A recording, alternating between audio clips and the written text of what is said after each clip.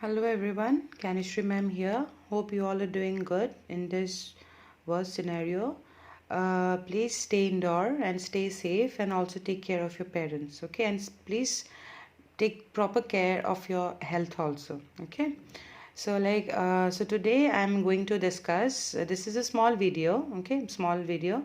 I'm going to discuss a small topic from Unit 3.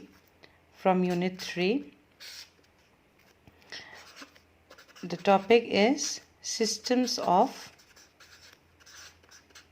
irrigation. Okay. So in systems of irrigation, there are basically two systems. One is the lift, another is flow. That means mainly there are two types of systems of irrigation. One is what? Lift, and another is flow. So what happens in lift irrigation? Here in lift irrigation, water is lifted from underground or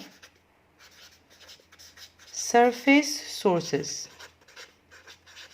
Okay, so this happens in case of lift irrigation. So what happens here in lift irrigation? The water is lifted from any underground or surface sources. I guess all of you are aware of underground and surface sources. So the water will be lifted from this any type of sources, and then it is finally supplied to the field, agricultural field. So that type of irrigation is known as the lift irrigation. And what is flow irrigation? On the other hand, what is flow irrigation?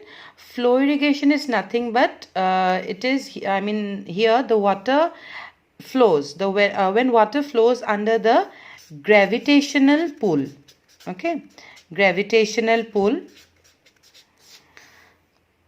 through any artificial canal, and then the water is finally discharged or supplied to the agricultural land. Then this type of irrigation is known as a flow irrigation.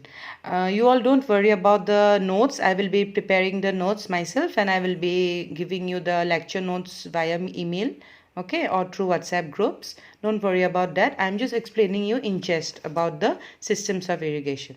Okay, so in this video I will be discussing about the lift irrigation. Okay, the lift irrigation.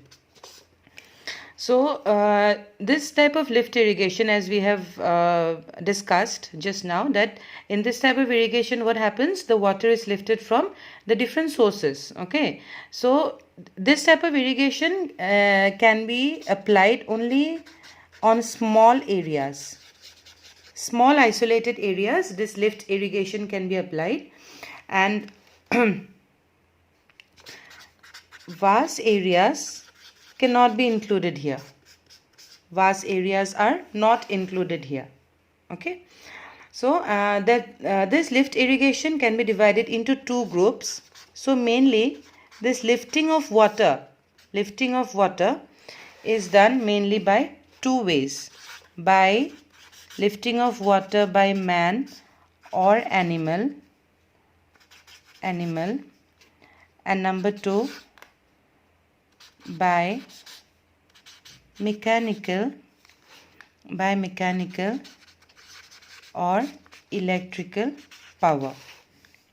Okay, so what did we say? That this lift irrigation can be divided into two groups. Number one is by man or by animal. That means the water will be lifted by any man or animal. Okay, then it will be supplied to the water. And secondly, the second group is what? By mechanical or by electrical power. That means here the water will be lifted by any mechanical or electrical power. Okay, so now we'll discuss about the different advantages.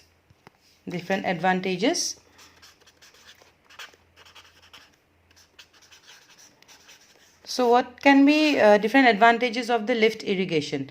So what can be the different advantages of lift irrigation? Here what happens, since here water can be lifted and directly supplied to the field. So what happens?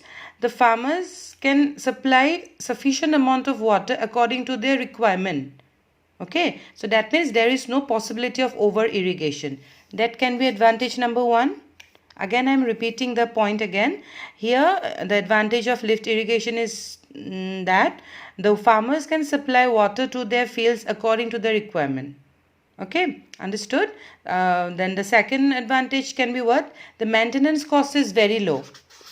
The maintenance cost in lift irrigation is low.